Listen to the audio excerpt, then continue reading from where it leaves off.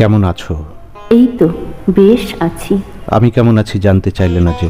এটা আশা করা কি ভুল নয়? আর কেনই বা জিজ্ঞেস করব? ভালো থাকার জন্যই তো দূরে চলে গেছো।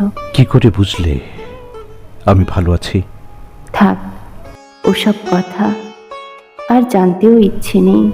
মানুষ এতটা বদলে যায়? ইচ্ছে করে নয়, বাধ্য হয়ে। এত অভিমান কেন করলে? অভিমান কাকে বলে জানো? অভিযোগ থাকলে। আমার তো কোনো অভিযোগ নেই, অভিমান আসবে কোথা থেকে?